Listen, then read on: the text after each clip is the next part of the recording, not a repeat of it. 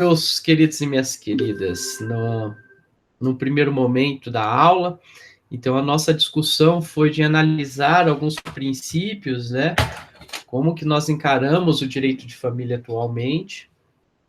Nós vimos também como que eu posso entender o direito de família, então o que eu entendo por família atualmente. Então, dentro dessa perspectiva aí, de novo, direito de família. E nós paramos, nós terminamos aquela parte da aula, trabalhando a questão do princípio da afetividade. E eu até comentei com os senhores e com as senhoritas, no que tange a afetividade, que eu tenho as minhas ressalvas aí com se isso seria um princípio ou não seria, mas o fato que no direito de família, quando nós falamos em afetividade, de certa forma, é o que impera nas relações familiares, beleza? Bom, eu estou procurando aqui, pessoal, uma parte que eu vou compartilhar com os senhores e com as senhoritas aí. Uma parte de um filme. Sabe aqueles pinguins de Madagascar? Então, eu vou compartilhar aí com os senhores e com as senhoritas, e eu gostaria que vocês analisassem essa cena aí. Então, todos viram aí que eu mandei no chat? Por gentileza, entrem aí no YouTube, tá? E vê essa parte. É um videozinho de 25 segundos. Vamos lá, todos entrem, por gentileza. Para o Lincoln que entrou agora, eu passei para os alunos que entrasse e assistisse rapidamente esse vídeo, que é do filme lá dos Pinguins de Madagascar, em que se discute o conceito de família, tá? Então vamos lá, para quem entrou agora, os alunos estão vendo esse vídeo aí no YouTube. Elisângela, que acredito foi a última que entrou. Então vamos lá. Esse vídeo é do nascimento do pinguim mais jovem dos 4. Então eles são 4 pinguins, né? Acredito que todos conheçam esse filme. Então ele vai dizer o seguinte, ó. Vocês são minha família?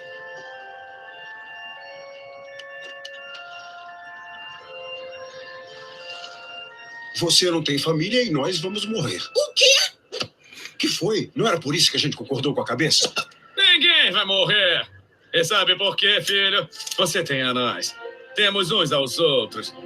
Se isso não é uma família, então não sei o que é. Então, como os senhores e as senhoritas podem observar, e por que eu mostrei aí essa parte do filme? Bom, é um filme infantil, é um filme um tanto quanto interessante, mas isso demonstra que está incutido na nossa sociedade que nós alteramos aquela concepção de família tradicional. Então, a gente começa a pensar em novas formas de família, e nessas novas formas de família, o que vale bastante é a afetividade. Então, isso manda muito, beleza? Então, basicamente, na aula passada, nós vimos isso. Bom, o último ponto que faltou para a gente finalizar essa parte aí do novo direito de família, e aí já entrar no casamento, tá? Dando sequência à nossa ementa, que seria a seguinte questão. Eu aplico ou não aplico o princípio da boa-fé objetiva nas relações familiares? Claro, meus queridos e minhas queridas, que quando nós pensamos em boa-fé objetiva, então quando eu penso no princípio da boa-fé objetiva, isso me remete aos contratos, não é verdade? Não é verdade? Aos negócios jurídicos, tá? Quando eu penso em boa-fé objetiva, nós precisamos entender que dentro da perspectiva do nosso Código Civil atual, dentro de uma ideia de eticidade, ela vai se aplicar a todas as relações, não apenas aquelas relações negociais, tá? Mas eu também vou pensar em aplicação da boa-fé objetiva nas relações familiares, beleza? E eu trouxe aí para os senhores e para as senhoritas duas situações, tá? Uma primeira situação, que é o caso em que a filha estava registrada no nome do marido, da mulher. Então, pensa bem, a mulher, ela teve um filho, e o marido dela registrou. E o verdadeiro pai, ele demorou 3 anos para entrar com uma ação requerendo aí a regularização, vamos assim dizer, do registro civil. Beleza? Bom, no âmbito do STJ, a ministra Nancy Andrighi, a princípio, se vocês analisarem o voto, é um voto bem, um acordo bem interessante, e analise o voto da ministra Nancy Andrighi. Ela coloca lá que, de fato, o pai verdadeiro, ele teria, sim, a legitimidade para questionar isso. Então, se isso fosse feito, né, de forma rápida. Entretanto, mesmo sabendo que ele era pai da criança, ele demorou 3 anos para entrar com esse procedimento. Então, o que ele queria? Ele queria a retificação do assento civil, que o nome dele constasse como pai, e não o do marido da mulher, da mãe. Tá? Nessa situação, o STJ entendeu que ele não teria legitimidade, tendo aí como base o princípio da boa-fé objetiva. Beleza? Então, isso daí foi um entendimento do STJ. Então, reparem, a princípio, o próprio STJ reconhece que o pai tem legitimidade, sim. O pai é biológico, tem legitimidade, sim, para entrar com esse tipo de ação, mas o STJ vai afastar a legitimidade desse senhor, tendo em vista a ofensa da boa-fé objetiva. Beleza? Esse tipo de situação é comum? Às vezes acontece esse tipo de situação. Bom, um outro exemplo aqui que nós temos da aplicação do princípio da boa-fé objetiva. Meus queridos, eu falei com vocês sobre isso na aula passada? É que tá me dando a impressão de que eu já falei com vocês sobre isso. Alguém poderia me responder aqui no chat? Bom, mas enfim, só uma última situação aqui, que é uma situação complicada, tá? Daí eu coloquei 2 decisões, uma do Tribunal de São Paulo e outra do Tribunal do Rio Grande do Sul, que é a aplicação dos deveres anexos da boa-fé objetiva. Então, vamos lembrar um pouquinho lá de quando estudamos a boa-fé objetiva. A boa-fé objetiva, nós temos 3 artigos específicos no Código Civil, que permite eu aplicar a boa-fé objetiva, tá? Seja para interpretar, seja para integrar, enfim, ou seja para coibir abuso de direito, nós temos lá os 3 dispositivos. Mas também eu tenho toda uma criação doutrinária daquilo que nós chamamos de deveres anexos. O que é isso? São comportamentos esperados das partes dentro das relações. Um desses comportamentos, um desses deveres anexos, é a suprécio e a surrécio, que eles caminham juntos. O que seria a suprécio? Seria quando eu tenho um direito, mas devido ao fato de eu deixar de exercer esse direito, eu perco ele. Se eu perco, a outra parte ganha esse direito. E aí nasce a surrécio. Então, se suprécio é a perda do direito, a surrécio é quando eu adquiro esse direito. A aplicação do princípio da boa-fé objetiva nessa situação eram muito comuns. É muito comum em contratos de aluguéis ou contratos de prestações continuadas. Então, pensa lá, você tem uma cláusula contratual que lhe permite fazer um aumento e você não exerce essa cláusula. Só que quando termina o contrato, aí você quer exercer essa cláusula. Aí não. Nesse caso aqui, nós estamos diante da suprécio e da surrécio. Beleza? Bom, como que foi aplicado isso na situação do direito de família? Em especial de alimentos, tá? Quando nós pensamos em um processo de execução, aqui o processo de execução em sentido amplo, nós temos que entender que, claro, que ele é feito dentro de uma perspectiva do credor, tá? Então, o processo de execução, ele parte aí da perspectiva do credor, mas nós temos que equilibrar isso daí. E um desses equilíbrios é feito por meio da menor onerosidade do executado. Então, em algumas situações, você, na condição de parte, você tem que tentar tornar um pouco menos onerosa essa execução. Então, eu coloquei aí 2 situações, que quem tiver interesse pode depois analisar aí os julgados, em que a parte não cobrou os alimentos, tá? Então, vamos pensar alimentos de um filho. Alimentos de um filho é um problema, porque imagine que foi arbitrado lá quando ele tinha 2 meses. O pai nunca pagou. Até quando pode ser cobrado? Até quando o filho tiver 18 anos. Por quê? Não corre prescrição, não é verdade? O alimento é do menor. Só que diante dessa situação, ficou se demonstrado aí que isso causaria uma onerosidade excessiva ao devedor e aplicou-se aí a suprécio e a surrécio. Os senhores e as senhoritas vê algum problema nessa aplicação? Vocês acham? Tá todo mundo cansado hoje. Tem um problema, né? Porque nós estamos falando de alimentos. São irrenunciáveis. Mas lembra que o fato de ser irrenunciável não significa que ele pode ser inexigível, ok? Então aí nós temos essa discussão. Tranquilo, senhores e senhoritas? Beleza? Bom, fechamos então essa parte geral, vamos assim dizer, do direito de família. Iniciando aí, agora, e fazendo aí algumas discussões quanto ao casamento.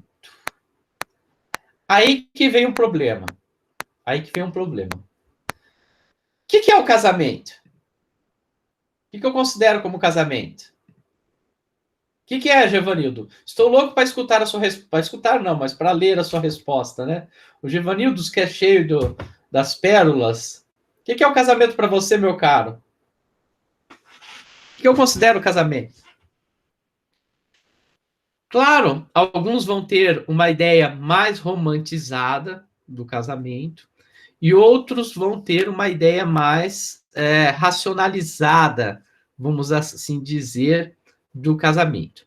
Pois bem, eu gosto do conceito que o Tartucci trabalha no livro dele, que ele vai dizer o seguinte, que o casamento pode ser conceituado como a união de 2 pessoas, isso é importante, tá? 2 pessoas, reconhecida e regulamentada pelo Estado, formada com o objetivo de constituição de uma família e baseado em um vínculo de afeto. Por que eu digo que o casamento, que eu gosto desse conceito do Tartucci? A gente tem que tomar um pouco de cuidado, a depender do autor que eu pego, porque ele vai tentar conceituar de uma forma clássica, que seria a união entre homem e mulher. Mas me parece que não é a ideia contemporânea de casamento, beleza? Então, nós temos que pensar que são 2 pessoas, ou seja, não rola 3, nós já vamos discutir sobre isso. Então, tem que ser 2 pessoas. O Estado vai reconhecer, então, a união, ela existe, e eu, enquanto Estado, eu reconheço. Meu objetivo é formar a família naquele sentido mais amplo possível, e o vínculo que nós vamos ter aí vai ser o afeto. Bom, é uma ideia um pouco romantizada? De certa forma, sim. Por quê? Seria isso, um negócio com afeto. De certa forma, sim. Por quê? Na contemporaneidade, nós começamos a perceber que existe outras formas que não necessariamente com afeto. Já ouviram falar no Sugar Daddy? Ou Sugar Mother? Sugar Daddy é o mais comum, né? Então, geralmente um homem com mais idade e muito bem financeiramente, e ele tem lá uma pessoa que ele mantém um vínculo, pode ser um vínculo de casamento ou não, daí depende da situação, tá? E ele banca essa pessoa. E naquela relação fica muito claro o que cada um quer. O homem quer a juventude, né, e o corpo que a juventude proporciona para aquela mulher, e ela quer o dinheiro dele. E é muito comum você ver alguns casamentos que são baseados não no afeto, mas um interesse econômico, tá? Então a gente tem que pensar isso também. Claro que a maioria das pessoas, então, o comportamento padrão que se espera do ser humano seria esse vínculo de afeto, não é verdade? Mas claro que em algumas situações vai além disso. Bom, discussões que nós tínhamos no que tange aí ao casamento durante muito tempo era a questão da união homoafetiva. Eu me lembro que em 2004, se não me falha a memória, que foi o primeiro congresso de direito constitucional que nós tivemos em Londrina, foi um congresso no Teatro Marista, e foi aberta a possibilidade de discussão da Constituição e família. E eu fui participar de um evento científico e eu falei, nossa, eu quero tratar sobre isso, né, a evolução da família na perspectiva constitucional. E naquela época, estou falando de 2004, naquela época eu percebi que eu tinha uma falha, um limbo, utilizando um termo melhor, muito grande do Estado. Por quê? Nós tínhamos, já era uma realidade, a união homoafetiva, só que o Estado não reconhecia. Estão vendo? Estão vendo? Então, por que eu estou no limbo? Porque o Estado não reconhece. E, na época, um dos questionamentos que eu fiz, e para defender a união homoafetiva, seria que o Estado ele tem sim que regulamentar isso. Porque isso traz várias consequências para a gente de ordem prática. Traz consequências, por exemplo, quando a gente pensa nas relações privadas de clube de serviços. Então, eu sou associado a um clube e eu tenho um marido. Né? Se o Estado não reconhece como família, o clube também não é obrigado a reconhecer. Eu tenho problemas com a questão relacionada a plano de saúde. Eu tenho problemas relacionados a direito às sucessões. Eu tenho problema relacionado a direito previdenciário. Então, naquela época, eu já dizia que não era crível, não era possível que o Estado não reconhecesse isso, porque era uma realidade fática, né? E o que me chamou mais atenção e me preocupou durante as minhas pesquisas é que durante a parada gay, eles tinham um livro de registro de casamentos. Então, quer dizer, o Estado não pode permitir isso, porque eu crio um poder paralelo. Estão vendo? O Estado agora vai permitir que, enfim, não sei qual que é a natureza jurídica da parada gay, não sei se eles têm associação, mas, enfim, eu estou permitindo que a iniciativa privada diga, né, a que pese que não tem, em tese, não tem força jurídica, mas que diga que quem está casado e quem não está. E isso me preocupava muito, tá? Nós temos que lembrar, pessoal, isso eu costumo dizer sempre, que a minha opinião sobre a união homoafetiva, ela não interessa. Ela não interessa se eu, Fábio Brasilino, gosto ou não gosto que duas pessoas do mesmo sexo sejam vistos na sociedade como um casal. Isso não interessa. Isso desinteressa a mim, exclusivamente. Sob o ponto de vista do Estado, o Estado ele tem que reconhecer, ele tem que trazer uma solução, não é verdade? E, enfim, essa é uma realidade. Até que, então vejam lá, eu estou falando de 2004, até que em 2011, então 7 anos depois, então eu já discuti em 2004. Em 2011, claro que essa não foi uma ideia minha, tá? Eu discutia, mas várias outras pessoas também discutiam. A professora Maria Berenice Dias já discutia, vários outros. Luiz Alberto Davi Araújo já discutia isso. E em 2011, o STJ vai reconhecer, então eu coloquei aí para os senhores separacionistas um recurso especial, e nós tivemos a ADI 4277, que daí coloca um ponto final nessa questão, e depois dessa ADI, nós tivemos várias discussões, como, por exemplo, o Ministério Público entrando com ações, querendo anular casamentos, enfim, alguns cartórios se negando, se recusando a fazer esse tipo de casamento. Eu não sei se os senhores e as senhoritas já tiveram a curiosidade, mas eu tive, há um tempo atrás, duas mulheres me procuraram, inclusive duas amigas de há muito tempo. Eu tinha trabalhado com uma delas numa escola, ela é professora, E ela falou, olha, Fábio, eu tô querendo casar, enfim, né, com a minha companheira, tal. Foi um pouco antes do Bolsonaro entrar, ela tava com medo do Bolsonaro mudar isso, né? Ela falou, a gente sempre conviveu junto, mas vai vir o Bolsonaro e eu não sei o que ele vai fazer, então eu quero casar antes dele entrar no governo, né? Aí eu expliquei para ela que ela não precisaria de advogado para isso, mas enfim, elas são pessoas discretas, vamos assim dizer, elas não queriam passar por nenhum constrangimento. Ela falou, não quero nada, só quero um documento falando que eu tô casado. Então eu preparei toda essa papelada para ela, e aí eu nunca tinha, assim, pensado em procurar, eu fui procurar para ver lá nos programas, né, e foi muito comum ter 2 homens lá, no nome de 2 mulheres, enfim, isso é algo natural. E isso foi uma surpresa até para mim, porque eu não imaginava que fosse tão natural assim. Mas então é comum você ter o casamento, e isso é algo que já está tranquilo sob o ponto de vista do direito, tá? Claro que aqui a gente não entra no mérito, enfim, se é certo ou errado, isso é problema de cada um tem que fazer o que quer da sua vida, e cada um tem que ter a sua opinião também. Mas, sob o ponto de vista do direito, isso aí é uma questão tranquila. Temos discussões que vamos fazer mais para frente? Sim.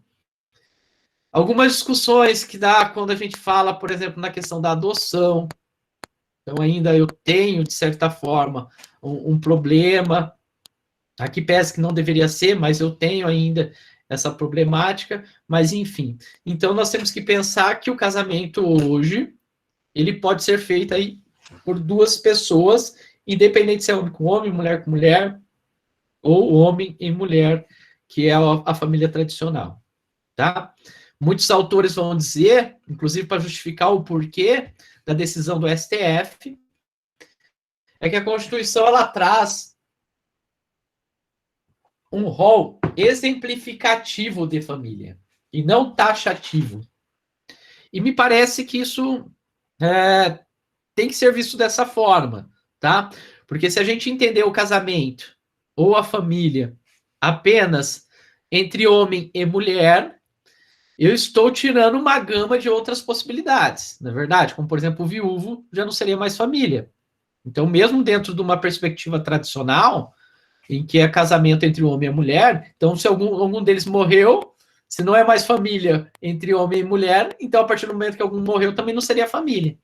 Então, me parece que é uma interpretação adequada aí, pensando nas realidades sociais. E o direito tem que regulamentar isso. Beleza? Discussão que nós temos seria da natureza jurídica do casamento. Então, o que é o casamento? Qual que é a sua natureza jurídica? Dentro dessa discussão, nós temos 3 teorias. Primeira teoria, que eu poderia chamar aqui, poderia citar aqui como exemplo a professora Maria Helena Diniz, que ela vai dizer que o casamento ele é uma instituição, tá? Então, a teoria institucionalista. Então, eu entendo o casamento enquanto uma instituição. Contrapondo essa teoria, e assim, é o que mais parece para mim. Eu, Fábio, não estou romantizado nessa questão de casamento. É a teoria contratualista. Aqui eu cito o professor Silvio Rodrigues e o Código Civil Português, que deixou claro isso. Então, o casamento seria um contrato, tá? E aquela teoria que os alunos muitas vezes gostam, que é a teoria mista ou eclética, que inclusive o professor Tartucci adota ela, e vários outros autores. Essa teoria fica mais fácil, né? Ele é mista. Então, que, em tese, o casamento nasce de um contrato, então ele vai nascer desse negócio jurídico, mas ele seria, assim, a sua forma e o seu desdobramento seria de instituição, beleza? Então, o casamento nasce como um contrato, mas o seu desdobramento, tá? Ele teria aí essa perspectiva institucionalista. Nós vamos conversar um pouco, se tudo der certo hoje, pensando dentro de uma ideia de modernidade líquida, tá? Lá do Bauman. Pensando um pouco na ideia aí das relações cada vez mais líquidas. Por que eu digo relações cada vez mais líquidas? Porque é muito comum, você vê a pessoa casa, daí dali você fica sem ver a pessoa uns 6, 8 meses, já separou. Então isso é muito comum. E me parece que quando a gente pensa na facilidade que nós estamos tendo do divórcio, enfim, de dissolução dessa relação, me parece que a gente tem alguns problemas aí com o regime de bens. Que seria o regime de bens aí, o padrão que nós temos, que é a comunhão parcial, tá? Que isso gera muito problema. Claro que o mais adequado seria todo mundo fazer um pacto antinupcial. Isso seria o mais adequado. Se todo mundo fizesse o pacto antinupcial, a gente não teria tantos problemas. A maioria dos problemas que eu tenho no escritório é porque as partes, enfim, muitas vezes o homem, né? Muitas das vezes o homem, ele não concorda em partilhar aquele bem que ele adquiriu. Ele não concorda, tá? E é uma perspectiva que se tem também dentro do... Sim, estou falando do homem médio, do ser humano médio, vamos assim dizer. Muitas pessoas legitimam a divisão de bens pelo fato de ter filho, de ter prole. Então, eu queria que era a divisão de bens para o final. Eu tenho um filho com o cara, então eu tenho direito, tá? Quando na ideia, o casamento ele não teria que ter essa perspectiva, que são coisas distintas, né? Mas, enfim, isso daí, claro que eu estou falando de situações que ocorrem, mas são várias outras hipóteses que podem ocorrer. Mas é o mais comum, a briga é essa. O homem não querendo partilhar e a mulher querendo ali a partilha. Inclusive, recentemente saiu, tem uma notícia, se não me falha a memória, no site do STJ, que fala lá, o título da notícia é assim, de meu bem para meus bens. E ele discute lá um pouco sobre essa questão da partilha em si, né? Então, da forma aí que foi optado pelas partes. Vale a pena a leitura. Mas, quando eu penso aí em casamento, nós temos um artigo que ele é de extrema importância, que é o artigo 1511, que diz o seguinte: o casamento estabelece comunhão plena devida com base na igualdade de direitos e deveres dos cônjuges. Então, nós já até conversamos um pouco sobre isso. A princípio, quando eu falo que o casamento ele tem uma igualdade de direitos e deveres do cônjuges, na verdade o legislador é bobo, né? Porque mal ele sabe que muitas vezes quem manda é a mulher. Não é verdade, Evanildo? Mas, enfim, e muitas vezes a mulher é a explorada, vamos assim também dizer, dentro da relação conjugal. Mas sobre um ponto de vista formal, dentro de uma perspectiva formal, nós temos aí, tá, como base a igualdade de direitos e deveres, beleza?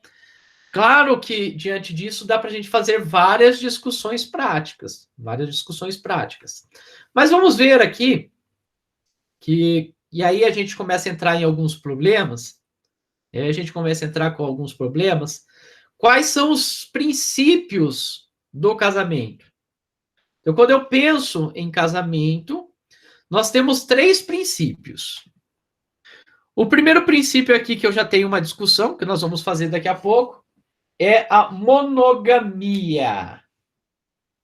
Ou seja, para eu ter casamento, eu preciso necessariamente ter 2 pessoas. Por que isso é um problema?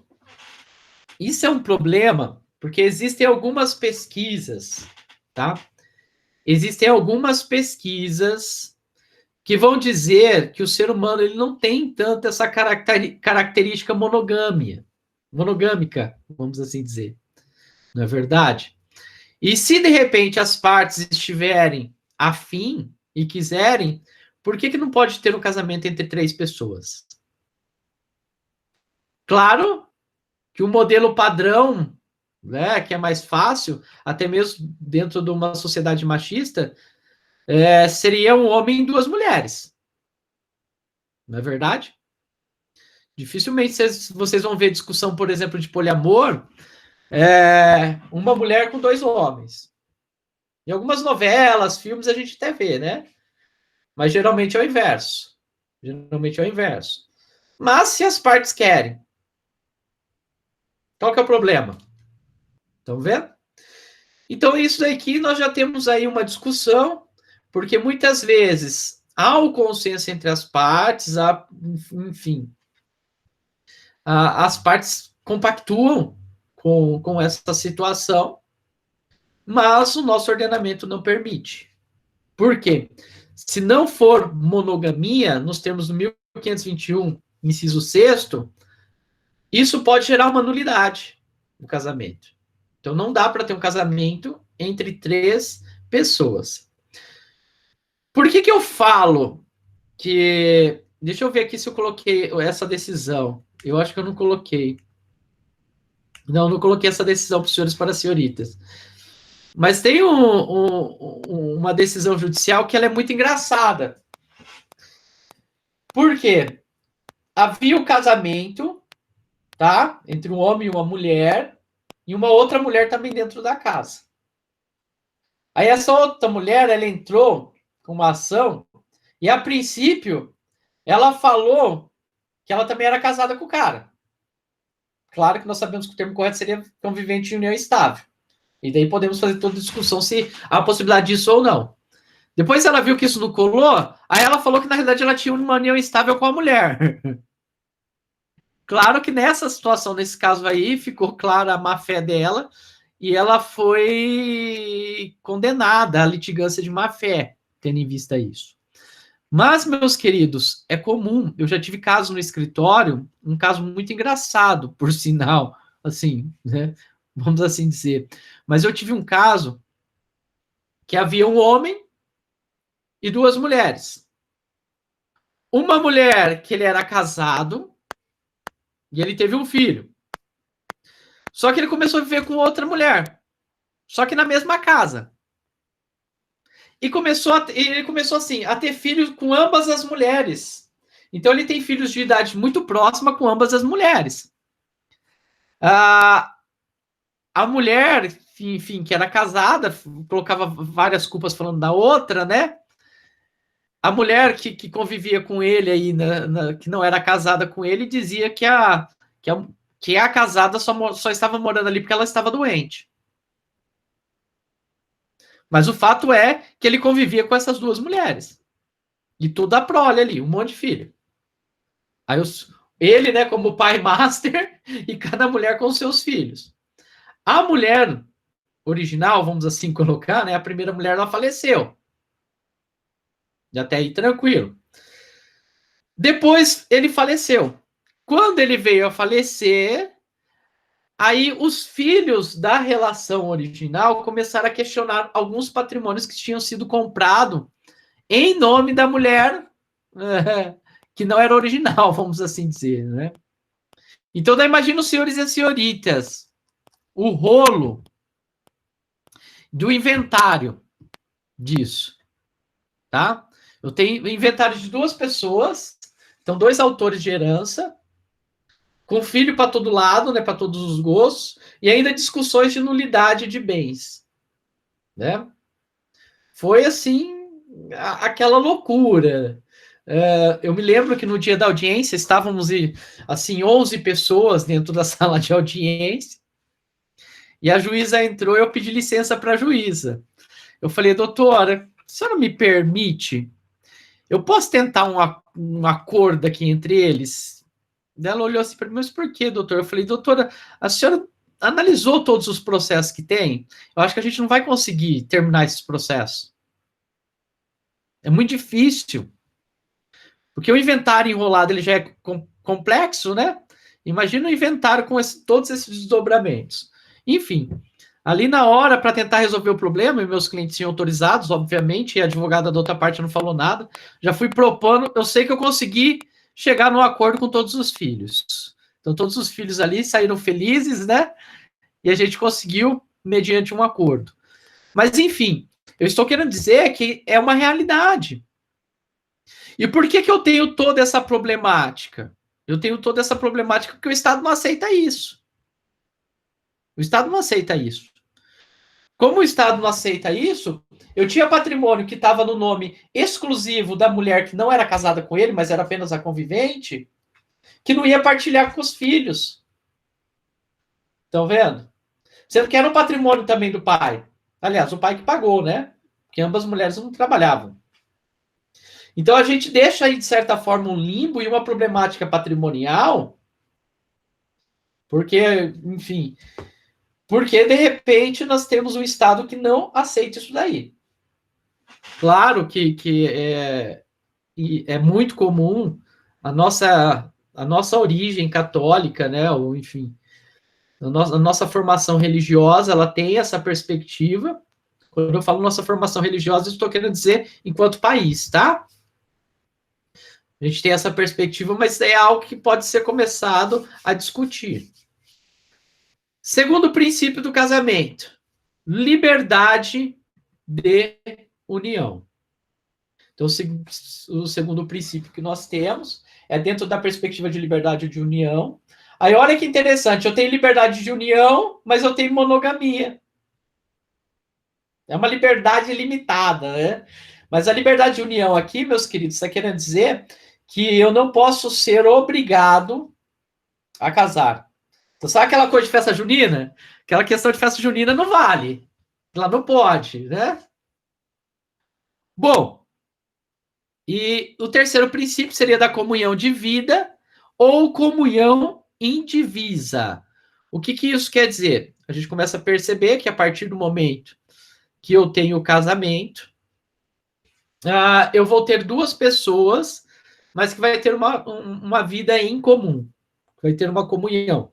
Claro que isso reflete bastante, a depender do regime de bens, reflete bastante em questões negociais, como, por exemplo, você ser fiador e necessitar da outorga conjugal, você vender um imóvel, ou até mesmo questões, por exemplo, de herança que você vai receber.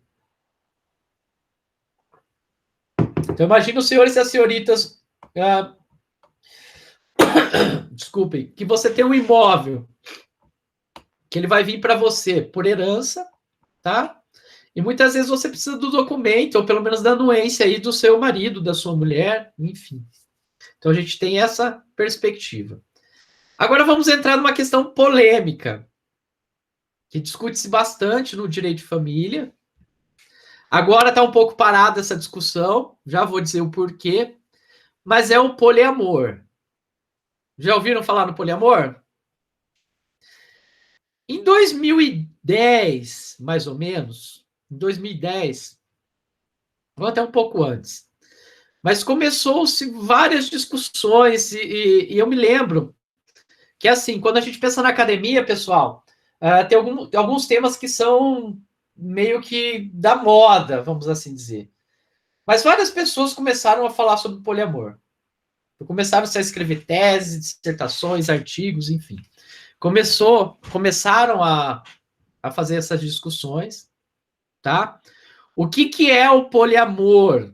O que significa? Tem um conceito do professor Rodrigo da Cunha Pereira. O Rodrigo da Cunha Pereira, que ele é o presidente do IBDFAM.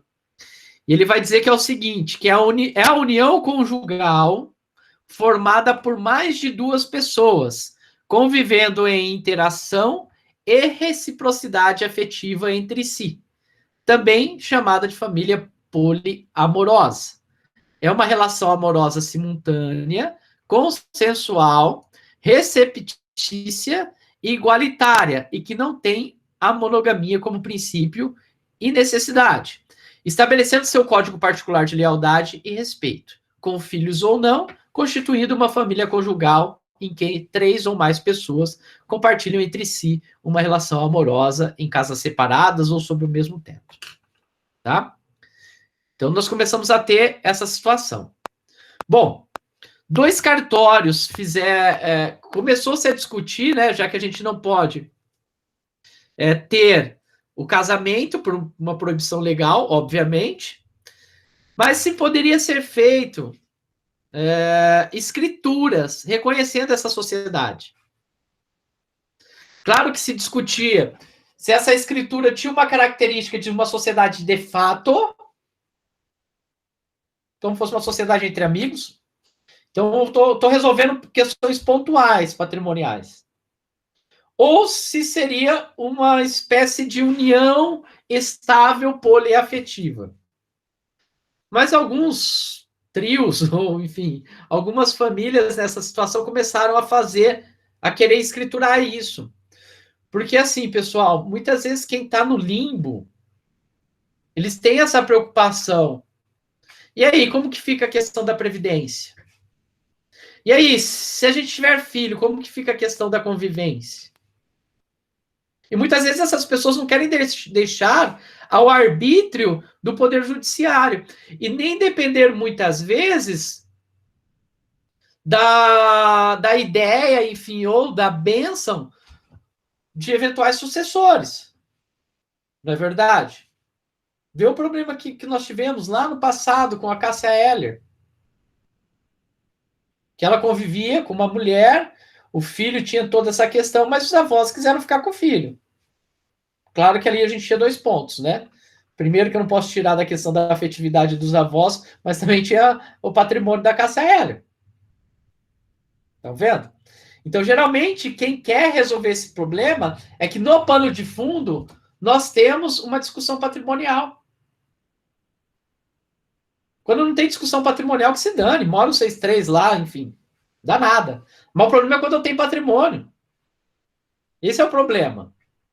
Não é verdade? Eu me lembro, essa questão patrimonial muito engraçada, pessoal.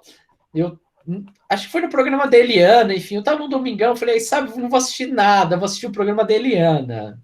Eu quero ficar na inércia. Aquele domingo bem preguiçoso. E não sei o nome do rapaz, mas ele era um youtuber. E ele era, enfim, famoso, tinha ganhado muito dinheiro. E a Eliana foi lá na casa dele, ele fez um casamento top, assim, ia ser o casamento do ano, gastou muita grana no casamento. Ele e outro homem. E daí a Eliana perguntou, falou, você não tem problema, né, com a sua família, aceitou bem a questão da homossexualidade. Ele falou, rapaz, se é o viado rico, não tem problema com família.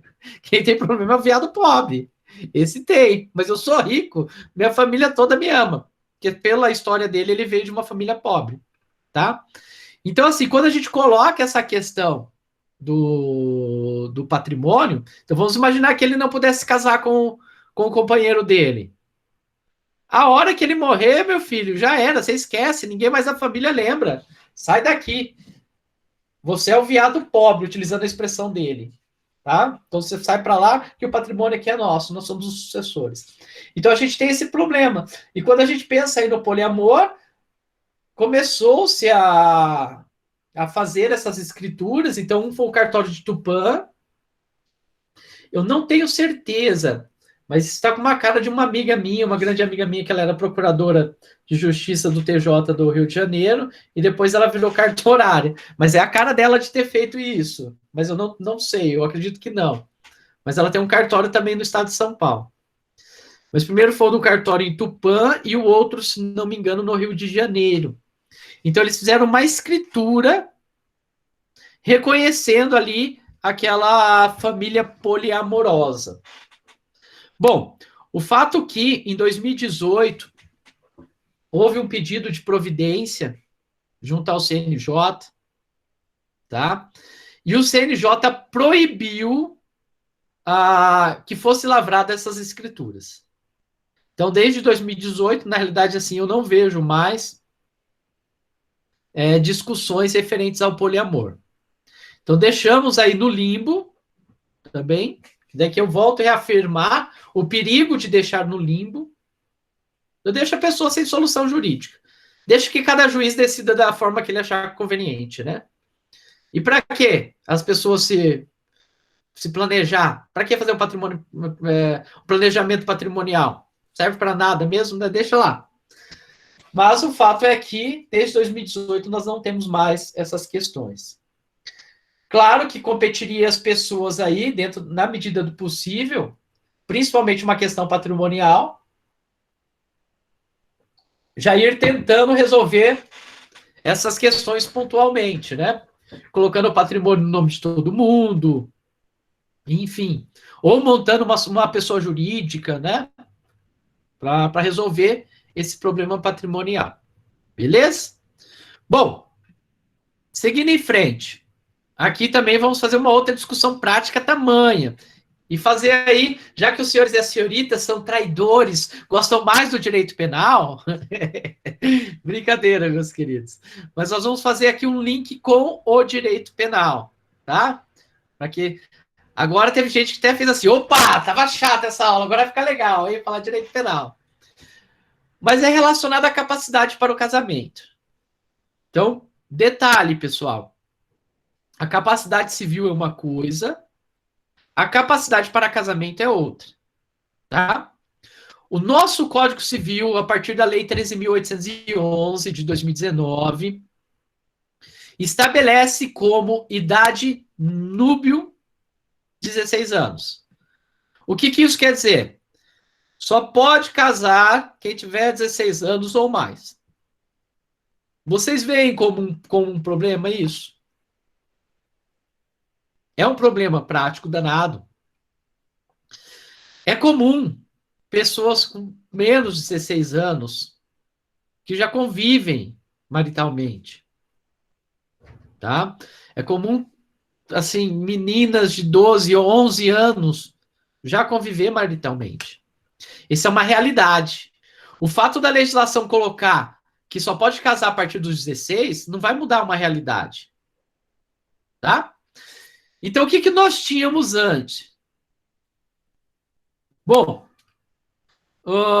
nós tínhamos, sim, que a idade núbio de 16 anos, mas, excepcionalmente, o artigo 1520 permitiria o casamento. Então, falou, olha, a idade para casar é após os 16 anos. Mas, excepcionalmente, nós autorizamos. Quais circunstâncias? Para evitar imposição ou cumprimento de pena criminal ou em caso de gravidez. Tá? A questão criminal aí dá uma discussão danada. Porque eu não posso utilizar aí o direito civil como uma excludente de licitude, né? Então eu tinha, assim, algumas situações. O direito civil permitindo o casamento, mas o cara sendo condenado por estupro de vulnerável, por exemplo. Então, várias discussões são feitas no âmbito criminal aqui com esse dispositivo. Mas veio a Lei 13.811, de 2019, e ela acaba com isso. E o artigo 1520, ele vem e diz: não será permitido, em qualquer caso, o casamento de quem não atingiu a idade núbio, observado o disposto no artigo 1517, que é os 16 anos. Problema, né, queridos? Problema. Vou deixar no limbo novamente uma boa parte da população. Porque é comum. Principalmente quando nós pensamos em pessoas de classes mais baixas, o casamento com menos de 16 anos. Infelizmente, devido à realidade do nosso país, muitas meninas, principalmente, elas acabam vendo no casamento como uma forma de fugir de eventual violência doméstica que ela está sofrendo ali, e muitas vezes até de violência e abuso sexual. E claro, tem outras que casam porque casam mesmo. São mais avançadinhas, né? A menina tem 12 anos, só que ela tem uma cabeça de 20. E ela já sabe que está com o amor da vida. E aí, não pode? Aliado a isso, aí aqui nós vamos fazer um link com o direito penal. E, ao meu ver, essa parte aqui é muito complicada, mas muito complicada mesmo, o direito penal. Que é a questão do estupro de vulnerável, que está lá desde 2009. Que o artigo 217-A diz: ter conjunção carnal ou praticar outro ato libidinoso com menor de 14 anos, reclusão de 8 a 15 anos. Então, pena pesadíssima, né? Aí, agora a Márcia gostou. Opa. Pena pesadíssima. Por quê? Regime fechado de cara. Regime fechado de cara. Tá? E vamos lá. Outro problema aqui que nós temos com o direito penal e o Estatuto da Pessoa com Deficiência. Incorre na mesma pena quem pratica as ações descritas no caput com alguém que, por enfermidade ou deficiência mental, não tem o necessário discernimento para a prática do ato, ou que, por qualquer outra causa, não pode oferecer, desculpe, resistência. Tá? Aqui é um problema.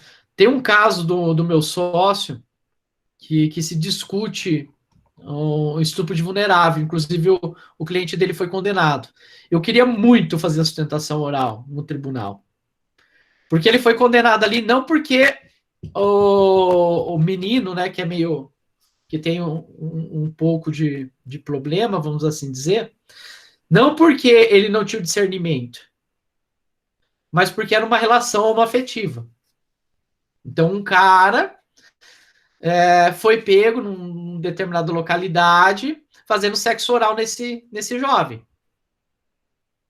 Só que o jovem gostava dele, entendeu? O jovem que eu falo assim, mas ele é maior, só que com... Agora não sei se ele tem deficiência mental, o que é. Mas pelas provas dos autos, ficou demonstrado que ele sabia, sim, o que ele queria. E mesmo assim foi aplicado o parágrafo 1º. E ele nem foi escutado, tá? Quem falava em nome dele é um tio dele. Que tio que vai querer um sobrinho deficiente e ainda homossexual? Estão vendo? Na cabeça da família, lógico que não. O cara violentou ele. Mas, assim, médicos diziam que ele tinha essa capacidade. Então, eu acredito que é um processo que eu queria muito fazer sustentação oral. Mas que eu queria muito para trazer essas discussões. Mas, enfim. O fato é que, agora voltando para a capacidade propriamente dita, o fato é que menor de 16 não pode casar, e ainda nós temos essa questão do agravante do menor de 14 anos. Tá? Por que nós temos toda essa problemática? O ST... agora me ajudem os penalistas. Não sei se é do STF ou do STJ. Eu acredito que é do STF. Mas o STF, ele tem uma súmula que diz que, independente do consentimento, ou independente se aquela pessoa ali que teve a conjunção carnal já tinha experiência ou não, que o simples fato de você fazer sexo com alguém com menos de 14 já é estupro de vulnerável. Só que aí a gente começa a ter alguns problemas práticos. Por exemplo, uma menina de 12 anos, a depender da formação dela, da formação corporal que eu falo, ela fica muito próxima, ou ela é até mais mulher do que um rapaz de 18. Então, você pegar uma menina de 12 anos que se desenvolveu mais rápido, tá? E você pegar um menino de 18 anos que é mirradinho, se você pensar o seu ponto de vista dos dois, corporalmente falando, eles têm praticamente a mesma coisa. Isso se a menina não tiver mais corpo de mulher do que ele de homem. Estão vendo? É do STJ. Obrigado, Márcia. Súmula 593. E aí nós temos o problema. E quando eu tenho esse jovem de 18 anos que ele namora sério com a menina de 12. Olha o problema. Ele está cometendo crime. Aí eu trouxe aqui um julgado do Rio Grande do Sul. Tá? Por que eu trouxe esse julgado do Rio Grande do Sul? Eu me lembro que um dos primeiros julgados que afastou o crime de estupro de vulnerável lá do Rio Grande do Sul, quem estava no polo passivo era o convivente, né? Porque lá eles tinham uma união estável, e os genitores, tá? Então o Ministério Público colocou no polo passivo os dois. Por quê? Os genitores permitiam que a filha de 12, 13 anos tinha um relacionamento com o cara de 22. Beleza? E a situação que eu trouxe aqui para os senhores e para as senhoritas é uma situação, talvez, né? Talvez, não tenho certeza, mas enfim. Talvez o pai da jovem, ele ficou com medo, né, dessa outra situação, e ele foi lá e denunciou. Então ele denuncia que um rapaz de 20 e poucos anos tinha relação lá com a sua filha de 12, 13 anos.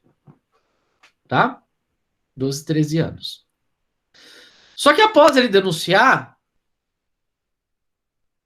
a princípio ele não concordava com esse relacionamento, só que após ele denunciar, ele se arrependeu, porque ele até começou a gostar do cara, do marido da filha. Vamos utilizar a expressão popular. Né? Só que daí, notícia crime feita, nesse caso, segue. Mas o TJ do Rio Grande do Sul, afastando inclusive a súmula 593 do STJ, proferiu uma sentença absolutória, dizendo o seguinte, que naquele caso nós estávamos diante de relações sexuais consentidas em relação de relacionamento amoroso entre o acusado e a vítima, inclusive com o conhecimento da família. Inclusive. Então, quer dizer, eles vão analisar todo o processo e vão verificar que ali nós estamos diante de um abuso sexual. Mas nós estamos diante de uma precocidade. E até me permitam ler aqui uma parte do acórdão que vai dizer o seguinte: não se trata exatamente de uma situação de abuso sexual, mas de precocidade e, como tal, seria uma hipocrisia impor pesada pena ao denunciado, quando há na mídia, e principalmente nas novelas, filmes, seriados e programas de televisão, todo um estímulo à sexualidade, fazendo que, cada vez mais cedo, as meninas despertem para essa realidade. Nesse passo, nos casos em que há um relacionamento amoroso, reconhecido pela família e consentimento da menor nas práticas sexuais, resta relativizada a presunção de violência em razão da idade da ofendida. Estão vendo? Então aí nós temos uma discussão que transcende, que é um problema que transcende o direito civil. Então o direito civil deixa no limbo que você não pode casar. Aqui pese que a Constituição valoriza que você transforme a união estável em casamento, né? E o próprio direito civil como um todo também valoriza isso e permite isso. E por outro lado, nós temos um problema também no direito penal, com o tipo penal aí pesadíssimo, né? Porque 8 anos não é pouca coisa. Não é pouca coisa. Beleza? Bom, feitas essas discussões, aqui nós vamos entrar agora num debate que até comentei algumas coisas, como quando vimos o princípio da autonomia privada, que é quanto aos impedimentos matrimoniais. Então percebam aí que o nosso Código Civil ele intervém aí nas nossas relações. Então o artigo 1521 vai dizer: não podem casar os ascendentes com os descendentes, seja o parentesco natural ou civil. Então, o caso lá da deputada que está tentando aí, que está respondendo o processo de homicídio, ela está totalmente por fora disso daqui, né? Que era casada com um filho que ela adotou. Até aqui a gente não tem tanta discussão, porque eu acredito que é uma questão cultural mesmo. Você não vai casar com sua avó, né? Não tem assim. Enfim. E se a gente valoriza a afetividade, então beleza, filho. Agora você é irmão? Então beleza. Se você é irmão, você também não vai poder casar, tá? Eu não me lembro, acho que não sei se estava vendo novela ou vendo algum filme, e eu achei bem interessante que os pais se casaram, só que os filhos tinham um relacionamento, né? E os pais pegaram e falaram assim: agora a gente vai ser uma família. Daí o menino falou: para que fique bem claro, tá? Pode ser uma família, mas não sou irmão dela, não. Ou seja, ele tá querendo casar com a menina, que ele tinha um relacionamento também com a menina. Então nós temos essa primeira proibição. Segundo, os afins em linha reta, tá? Então quando a gente pega ali, ó, o parentesco por afinidade, também. Terceiro, o adotante com quem foi cônjuge do adotado e o adotado com quem foi o do adotante. Aqui já temos um problema, né? Então imagina o seguinte: eu adoto alguém, eu adoto um menino e já fui casado com uma outra mulher, enfim. Meu filho não pode casar com ela. Estão vendo? Claro que se tiver a questão da afinidade ali, tudo bem, mas a depender da situação, nós podemos ter algumas hipóteses práticas que não teriam porquê, né? Não poder casar. Mas temos aí a proibição. E aqui uma questão que vocês têm que ficar ligados em concursos, tá? Os irmãos unilaterais ou bilaterais e demais colaterais até o terceiro grau. Então, a princípio, o tio não pode casar com o sobrinho e com a sobrinha. Da leitura do Código Civil. Mas o Decreto-Lei 3.200 de 41 autoriza o terceiro grau, que é o casamento avuncular, desde que seja feito o exame. Credo, professor, mas o tio casando com a sobrinha, a depender da situação, sim. Isso acontece, tá? Então fiquem ligados daí, porque isso é uma questão que pode ser cobrada em concurso, tá? O Código Civil proíbe até o terceiro grau, mas nós temos um decreto-lei que está em plena vigência, que permite, desde que seja feito o exame. Esse exame aí é para garantir que não tenha nenhum problema, né, genético na prole. Bom, inciso sexto. Estou apanhando aqui com o ar. Inciso sexto. Não podem casar ou tem impedimento para casar as pessoas casadas, claro, dentro da ideia da monogamia que nós vimos, né? E o sétimo, que nós já até discutimos, o cônjuge sobrevivente com o condenado por homicídio ou tentativa de homicídio contra o seu consorte.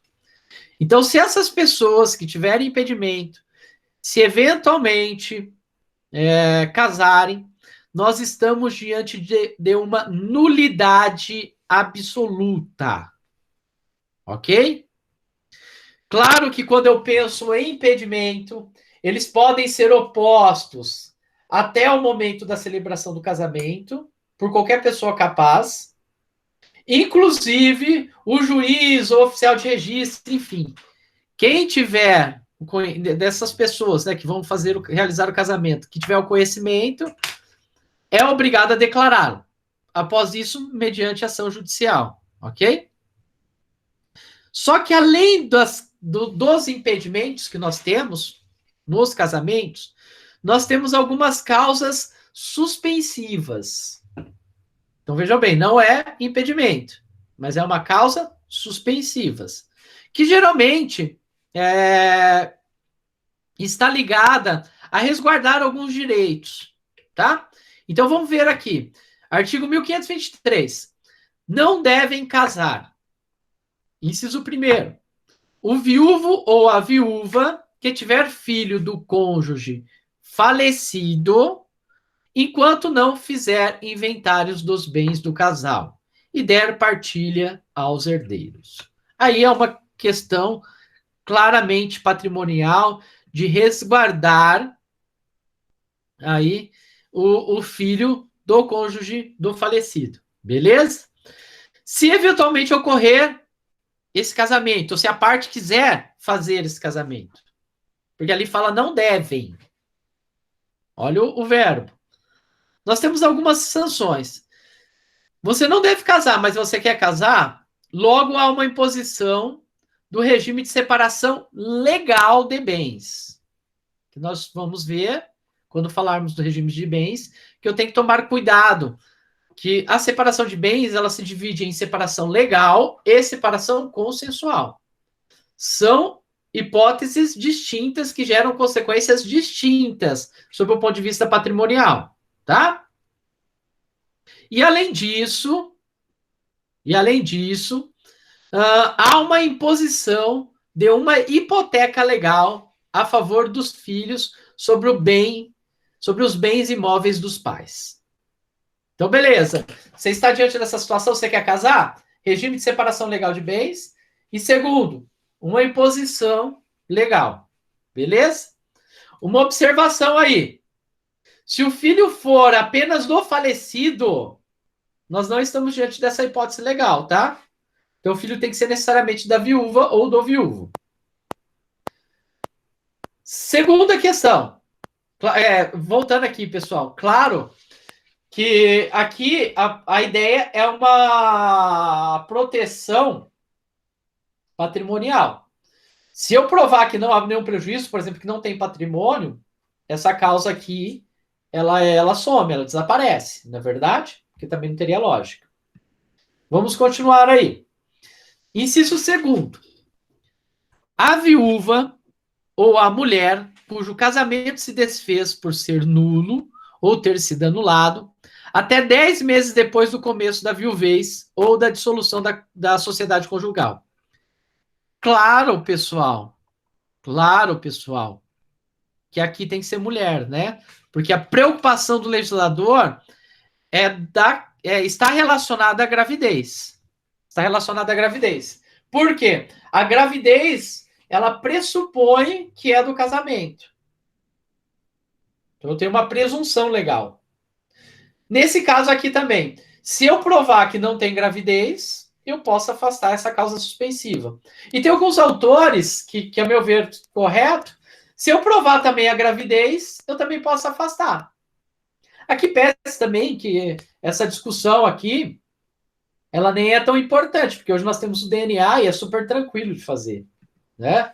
Eu tinha essa preocupação quando lá eu não tinha o DNA, mas hoje eu tenho. Então, se eu provar que a mulher está grávida, enfim, por que ela não pode casar? Né? Já sei que o filho é do outro cara, quero casar com ela. Eu amo ela, acabou. Terceiro, o divorciado, enquanto não houver sido homologada ou decidida a partilha dos bens do casal. Então, eu tenho aí essa situação. Quarto, o tutor ou o curador e os seus descendentes, ascendentes, irmãos, cunhados ou sobrinhos, com a pessoa tutelada ou curatelada, enquanto não cessar a tutela ou curatela, e não estiverem saudadas as respectivas contas. Então, aí, nós temos essas situações. Bom, o parágrafo único, ele vem e vai dizer que, em algumas hipóteses, o juiz, aqui juiz em sentido amplo, tá? Pode ser, inclusive, o juiz de paz.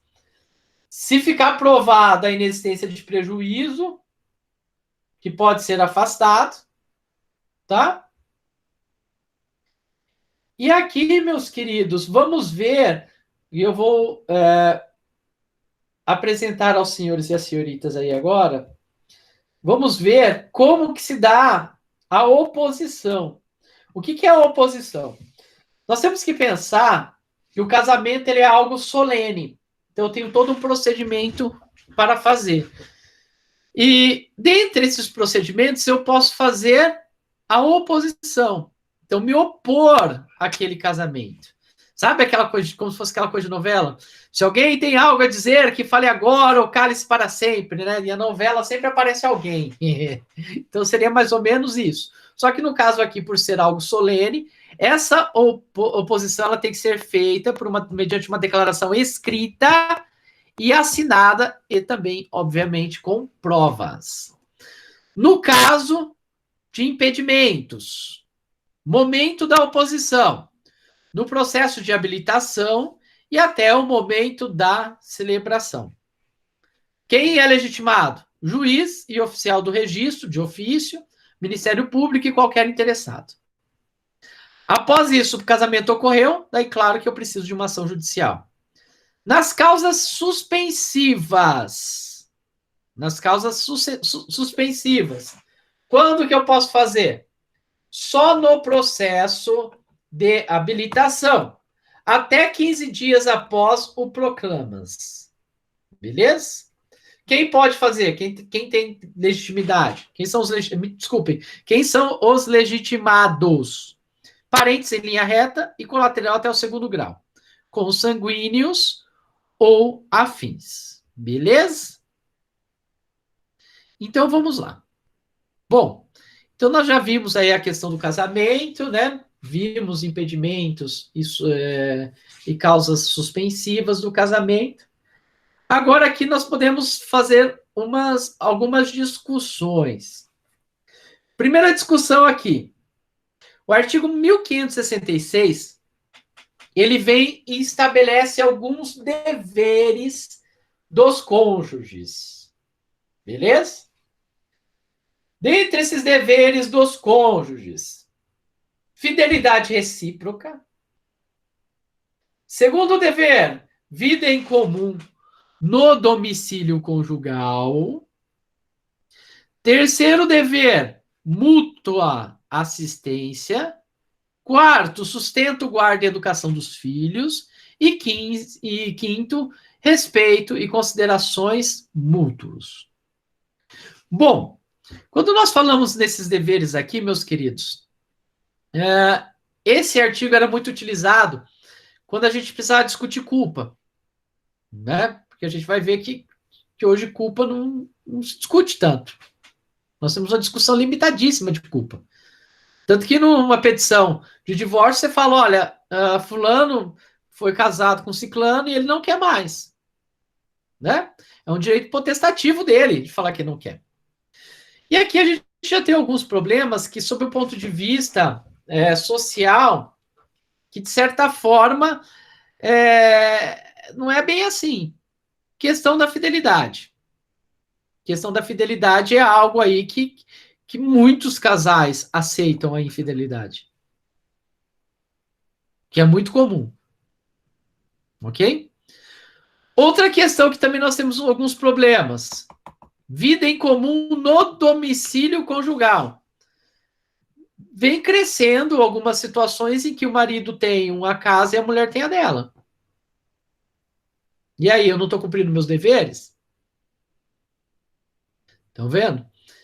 Então, nós temos aí algumas questões, nós temos um dispositivo que traz deveres de ambos os cônjuges, só que em termos práticos, não tem muita importância, tá?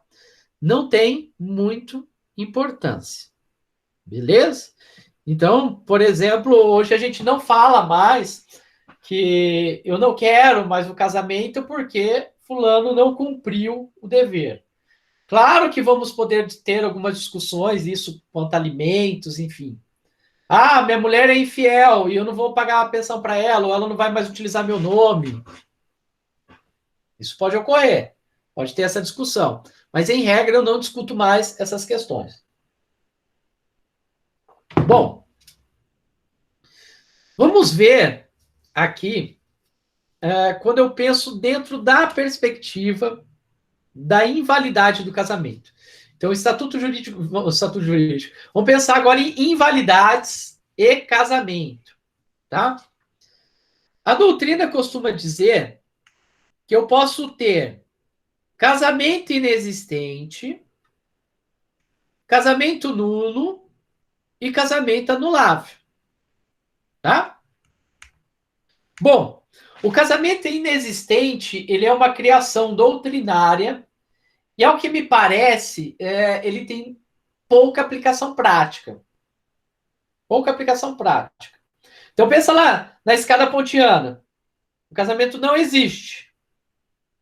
Tá? Quando vai ser o inexistente? Bom, alguns autores diziam que não seria inexistente casamento entre dois homens ou entre duas mulheres, mas isso restou superado pelo entendimento do STF. Então, o que nós temos hoje? A ausência da vontade.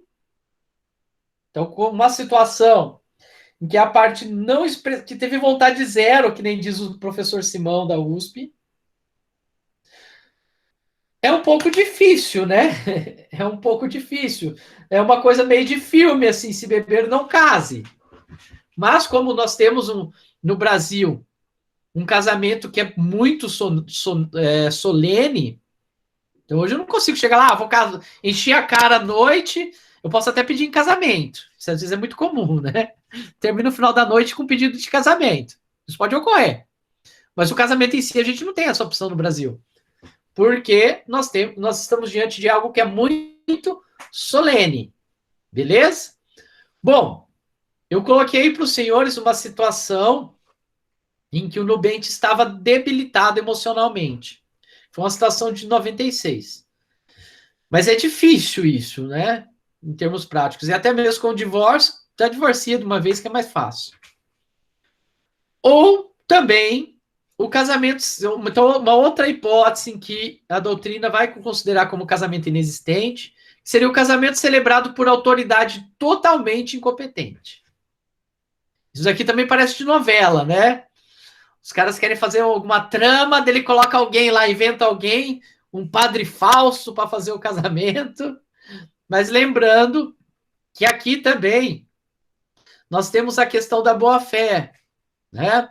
E nos termos do artigo 167, parágrafo 2º, nós temos a ideia da inoponibilidade do ato simulado perante terceiros de boa-fé.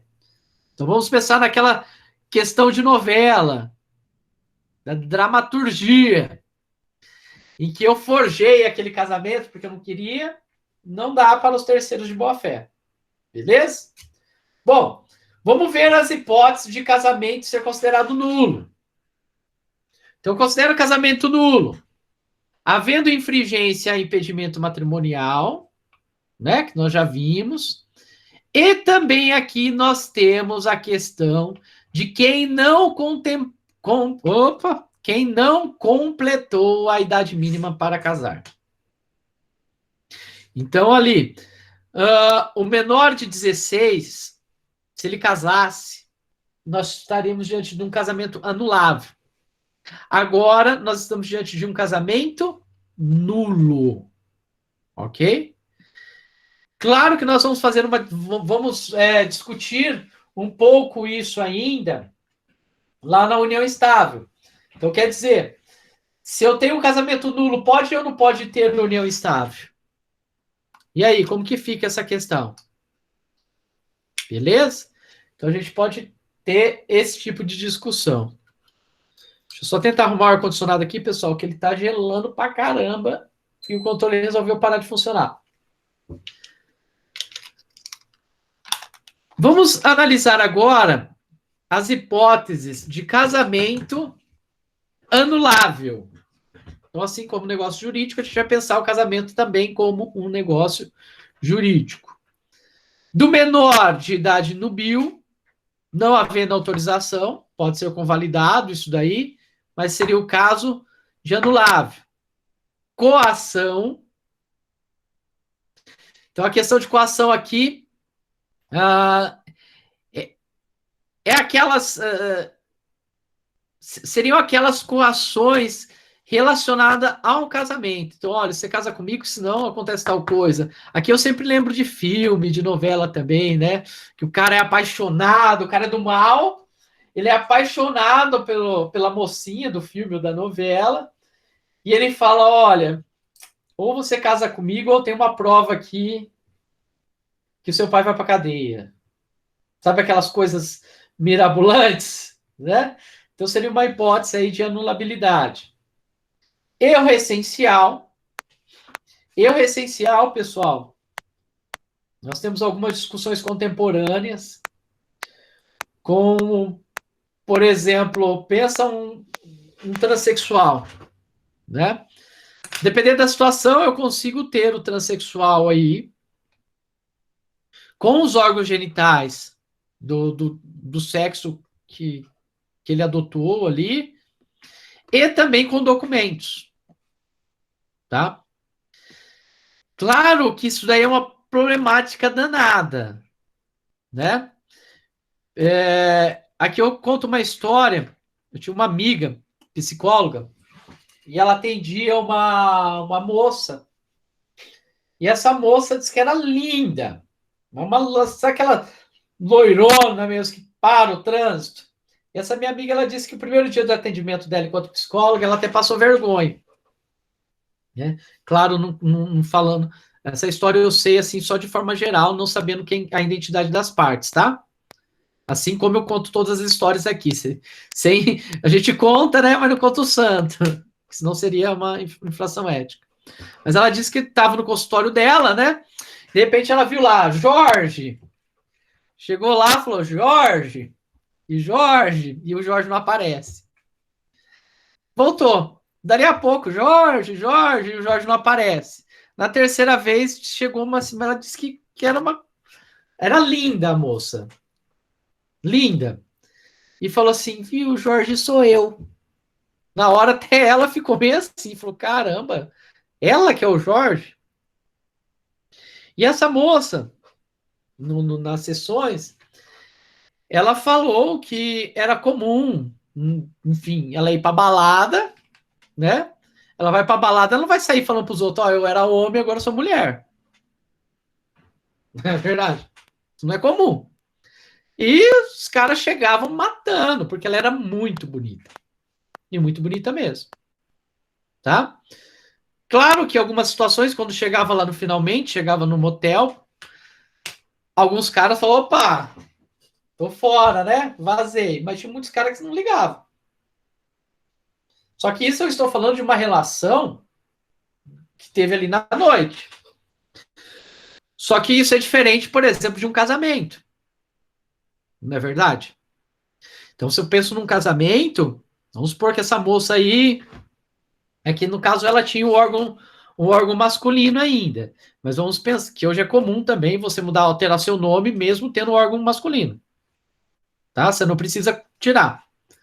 Exemplo é a Nani People. A Nani People, ela tem ainda o órgão masculino. E vamos imaginar uma pessoa que então ela fez a cirurgia, enfim. Eu me lembro no doutorado uma vez que o cara, um dos alunos foi lá e mostrou a foto de como ficava, né? Aí eu olhei pro Tartúcio assim, o Tartúcio olhou e falou, minha Nossa Senhora, imagina chega alguém e ver isso, falou aqui que o Tartúcio está dando aula no doutorado, né? Mas, assim, a cirurgia ela fica muito parecida, pelo menos diante da fotografia, que ali foi mostrada que a gente discutiu no doutorado, né?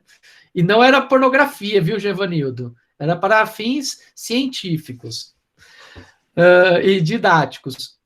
Então, imagine essa mulher, enfim, ela não falou nada e nisso e você vai lá e casa.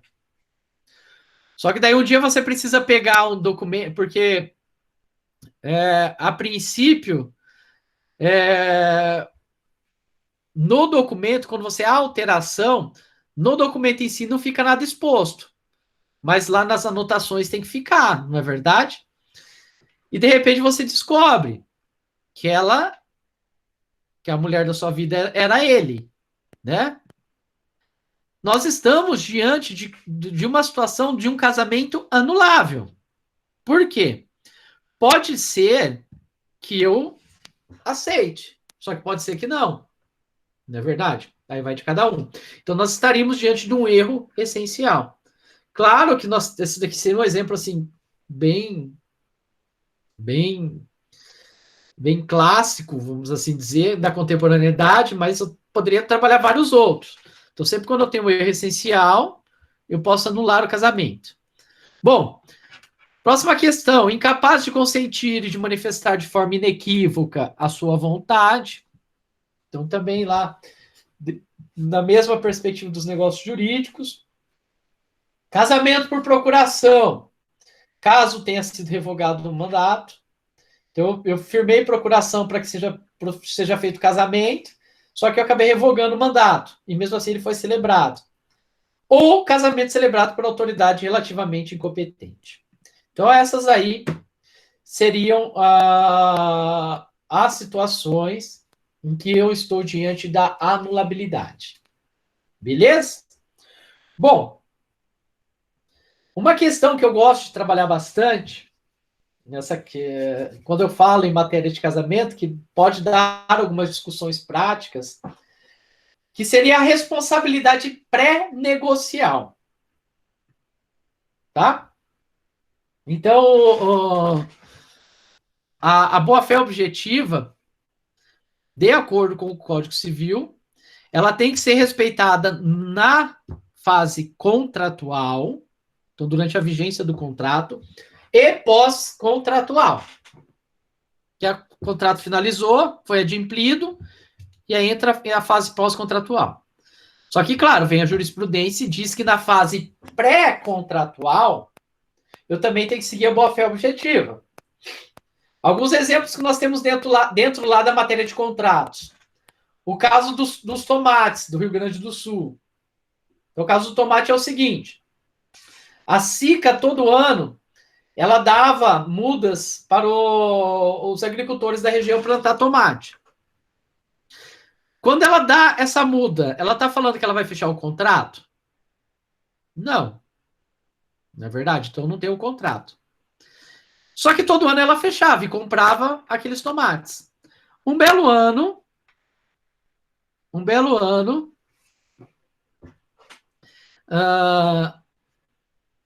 eles pegaram e fizeram esse mesmo procedimento, após muito tempo fazendo isso, só que a SICA não comprou. Então, quer dizer, eu tinha aí, diante da população ali, todo mundo plantou tomate e eles não compraram. Então, teve um puta no prejuízo, né? O que eu vou fazer com tudo aquilo de tomate? Então, eles entraram com uma ação de responsabilidade civil contratual e foi aplicada a responsabilidade pré-contratual, tá? Então, é disso que a gente vai falar agora, da responsabilidade pré-negocial. Muito bom, hein, Elisângela? Eu quase não consegui terminar de falar a história da SICA, que a Elisângela falou assim, ó, o Romário namorou a Thalita Zampiroli achando que era menina, e só descobriu que não era porque acompanhou no médico ginecologista. E o médico perguntou por que ela não tinha útero, e ela falou que era homem. Então, para vocês verem como fica perfeito aí, ó, nem o médico tinha visto que era transexual. Mas é complicada essa situação, né? Mas, enfim. Bom, vamos voltar aqui para a questão pré-negocial.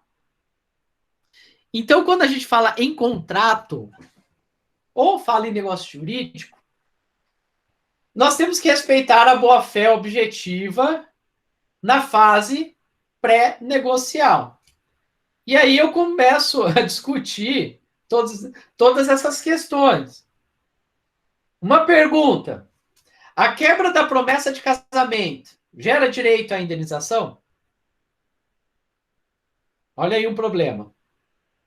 Primeira questão, tá? Para a gente responder essa questão, nós vamos ver aqui um pouco de direito comparado. O Código Civil Alemão, que é o BGB, ele já traz lá dispositivos quanto a isso, tá? Então, o Código Alemão traz outras codificações também de outros países também traz. Bom, aqui no Brasil, o Inácio de Carvalho Neto, que é um promotor do Paraná, e o Youssef Carrali, eles vão dizer o seguinte, que eu vou aplicar a regra geral da responsabilidade civil. Beleza? Então, aplica a regra geral. Maria Berenice Dias, ela vai dizer que só caberia os danos emergentes. Então, pensem lá. Eventualmente, eu já tive gasto com festas, enfim. Com convite, enfim. Todos os danos emergentes que eu tive. O Tartucci, ele vai dizer que cabe danos morais de acordo com a casuística. Claro, meus queridos, que ninguém é obrigado a casar, não é verdade? Ninguém é obrigado a casar. Então, um rompimento nem sempre pode ser gerador de um dano moral, desde que ele siga uma normalidade, uma naturalidade, não é verdade? Enfim, não é aquela coisa lá, se larga da menina e a menina fala assim, mas desculpa o palavrão, mas você é muito filha da puta mesmo, né? Me fez acreditar que eu ia casar. Enfim, isso faz parte, né? Namoro, termo de namoro, me parece que não cabe dano moral em hipótese nenhuma. Mas a questão seria do noivado, tá? Muitas decisões vão falar que não, outras decisões vão falar que sim, mas eu trouxe duas aqui que eu achei interessante. Uma primeira, do Tribunal de Minas Gerais, que essa vai ser interessante pela forma que ficou inventado, que vai dizer que a ruptura por si só não gera o dano moral. É o fato de eu romper. Mas o rompimento de forma extraordinária, em virtude de enganação, por meio de promessas falsas e mentiras desprezíveis, causando dor e humilhação da noiva abandonada, configura o dano moral. Tá? Claro que a gente vai ter que discutir o que é extraordinário aí. Né? O que é extraordinário? Teve uma situação em Cambé, só que eu fiquei sabendo, né? Estou vendendo aqui o que me falaram. Mas que estava o casamento marcado, tudo certo, e foram fazer uma daquelas festinhas, sabe? Que se faz hoje com o próprio casal. Então, antigamente tinha bastante despedida de solteiro, agora foi uma festa para os dois, né? Pra gente parar para não ter problema. E a noiva colocou lá. Aquela música, quem beijou, beijou, beijou, não beija mais. Enfim, quem pegou, pegou, pegou, não pega mais, não lembro toda a música. Mas sabem essa música, né? O cara largou dela ali na frente. Ficou aquela situação, né? Terrível. E a menina, não, pare. E as amigas, o que é isso? Enfim. O cara falou, se essa música você coloca... Aí essa situação prática, gera ou não gera dano moral? Ou é culpa exclusiva da vítima, né? Excludente. Estão vendo? São algumas situações difíceis, né? Seria um caso extraordinário? Bom, do TJ Paraná eu coloquei uma decisão aqui que essa para mim me parece muito claro o dano moral, que é o rompimento às vésperas do casamento, sem motivo justo. Teve um amigo meu, quando ele foi casar, ele tomou umas cachaças antes do casamento, né? Aquela ideia. A mulher fica o dia inteiro no salão, um homem vai tomar cerveja e se arruma em meia hora. E o cara tomou lá umas cachaças. Ele entrou dentro do carro, rapaz, e ele falou, isso todo mundo lá já. Na festa do casamento ele falou, eu não vou casar. Não estou preparado para casar, e eu não vou casar. Foi uma situação assim complicada, né? Foi dito para ele assim, falou, rapaz, faz o seguinte, então você casa, né? Porque você não vai fazer uma palhaçada dessa agora, porque a menina vai chegar aqui e amanhã você divorcia, mas pelo menos casa. Mas custou, porque, enfim, não sei se ele ficou com medo, daí ali a bebida, né? Mas custou, o cara não queria entrar na igreja. Me parece que esse caso seria um caso de dano moral, né? Eu sempre falo, se eu for pedir uma mulher em casamento, eu já falo para ela antes, falo, olha, nem se você não quiser casar, mas se eu pedir em casamento na frente dos outros, você aceita. E depois a gente não casa, né? Só para não ficar uma situação constrangedora. Então ali, o cara não quer casar? Não casa, beleza. Casa e depois você divorcia, porque, né? Não dá pra gente fazer a outra pessoa passar por essa. Então, por isso que casa, se livra da ação e depois divorcia. Não tem problema nenhum. Aí pro advogado é bom duas vezes, né? Que ganha. Ganha ali pela consulta que ele fez, que livrou o cara de uma ação, e ganha pelo divórcio. Bom, dando continuidade aí para ver se a gente consegue terminar essa parte do casamento hoje. Tá? Vamos entrar aqui nos regimes de bens. Nos regimes de bens, nós vamos ver aqui apenas algumas discussões, tá? que nós só vamos ter mais 2 aulas e tem bastante coisa para discutir. Bom, alguns princípios orientadores dos regimes de bens. Primeiro, o da autonomia privada. O que isso quer dizer? Que as partes podem convencionar da forma que entenderem como adequado.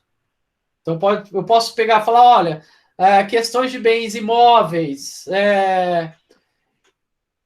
regime parcial, bens móveis, separação consensual, enfim, dinheiro em conta, é só o dinheiro que nós tivemos em conta conjunto, o resto é do marido, o resto é da mulher, enfim. Quando eu falo impacto antinupcial, eu posso fazer da forma que eu quiser ali. Eu tenho essa questão da autonomia privada, claro, dentro dos limites aí da ordem pública. Segundo princípio, o da indivisibilidade do regime de bens, ou seja, aquilo que eu for aplicar tem que ser para os dois, tá? Não pode ser um para um e outro para outro. Então, os dois têm que ser as mesmas regras. Não teria lógica, né? O malandrão fala, olha, para mulher é regime de separação de bens, consensual. E para mim é o regime de comunhão. Não dá, ou vice-versa. Da mutabilidade justificada, então, assim, eu tenho hoje uma possibilidade por meio de uma ação de alteração de regime de bens, só que aí a gente tem um problema. Eu preciso justificar. Olha que lógico. Eu não preciso falar o porquê eu quero divorciar, mas eu preciso justificar se eu quero mudar os bens, o regime de bens. Aqui eu coloquei alguns exemplos do que justificaria para você pedir aí a alteração do regime. Por exemplo, se você é casado no comunhão universal, separação obrigatória, como você não pode contrair entre si a sociedade, você alterar os bens. O desaparecimento de alguma daquelas causas suspensivas do casamento, então era o regime de separação legal, agora eu não tenho mais essa causa suspensiva, eu quero mudar. Coloquei aqui uma decisão no Tribunal de São Paulo, que um dos cônjuges era devedor e eu não conseguia fazer, o casal não conseguia fazer financiamento imobiliário. Uma hipótese bem interessante, que vai ao encontro do que eu falei lá do dever de fidelidade. E no TJ de Minas Gerais, alterou-se o regime de bens pelo nascimento de um filho extraconjugal. Tá? Então, a mulher falou, você tem um filho aqui com outra parte? Beleza, eu quero o regime de separação consensual de bens. Estão vendo? Bom, aí que vem a questão. É necessário esse justo motivo? Recentemente, nós temos já projetos de leis discutindo isso, até para você fazer isso daí no cartório, né? Porque tem coisas assim que não tem lógica. Você pode divorciar no cartório, mas não pode mudar os bens, o regime de bens. Mas a própria jurisprudência, o STJ, ele já vem mitigando aí essa justificação. Então, você modificar o regime de bens porque você viu que, na construção do casamento, que aquele regime não está dando certo. Então, eu coloquei aí um recurso especial que mitigou. Beleza? Bom, tomem um pouco de cuidado, pensando ainda em regime de bens. Como eu disse, na separação de bens, nós temos o regime legal e o regime convencional. O legal, ele decorre das situações do artigo 1641. Que o 1641 diz que é obrigatório você adotar o regime de separação legal.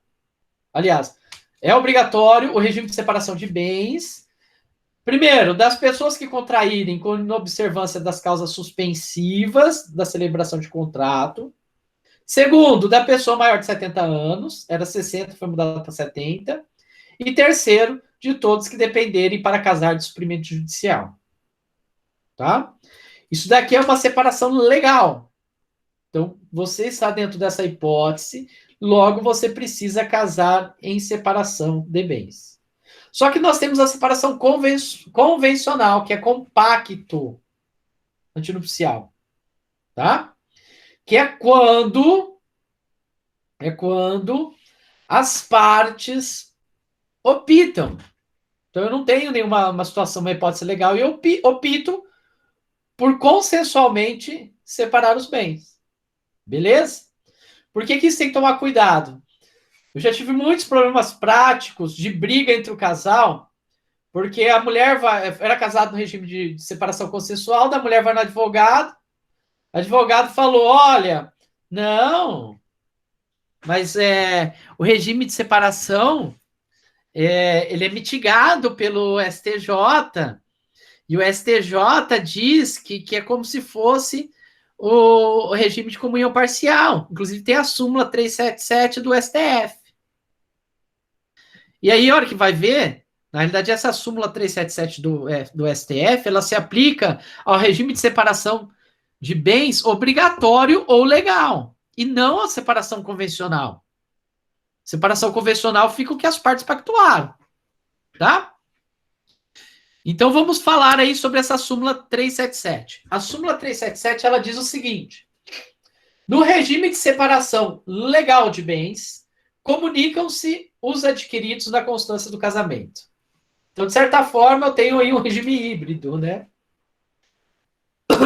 Que em tese seria uma separação de bens, mas na prática seria igual de separação na prática seria igual, é um regime de separação, tá? Mas na prática ele seria igual ao comunhão parcial de bens. Beleza? Vai terminando a aula, cabeça para de funcionar. Aqui nós temos um problema prático. Se precisa ou não provar o esforço comum. Nós temos decisões do STJ para todos os gostos. Tanto que necessita de prova, tá? Como da desnecessidade de prova. Desnecessidade de prova, princípio da dignidade humana e solidariedade familiar. Então, pensem bem. A mulher que não trabalhou para cuidar da prole. Como que ela vai provar que ela ajudou o cara a comprar? Estão vendo? Claro que ela ajudou dentro da casa, mas como que ela prova? Né? Então, nós temos essa discussão se precisa dar prova aí ou não do esforço comum. E uma última questão, que é aí do casamento maior de 70 anos, que é muito criticado. Já era criticado de 60 anos, agora de 70 também é. Porque, querendo ou não, uma pessoa de 70 anos hoje está muito lúcida, né? Muito lúcida. E por que só pelo fato dele ter 70 anos que ele não pode casar da forma que ele quiser? Então, nós temos uma tese da inconstitucionalidade desse artigo 1641, inciso 2º. Inclusive com parecer da professora Silmara Chinelato, com um projeto de lei. Ela vai dar um parecer aí falando da inconstitucionalidade. A própria Maria Berenice Dias, ela fala que isso aí afronta o Estatuto do Idoso. O Pablo Stolz e o Rodolfo Pamplona vai dizer aí que ofende a isonomia. Então, a gente tem essa discussão do porquê que, pelo simples fato de eu ter 70 anos, eu tenho que casar aí no regime de separação de bens. Tranquilo, senhores e senhoritas. Vou interromper a gravação.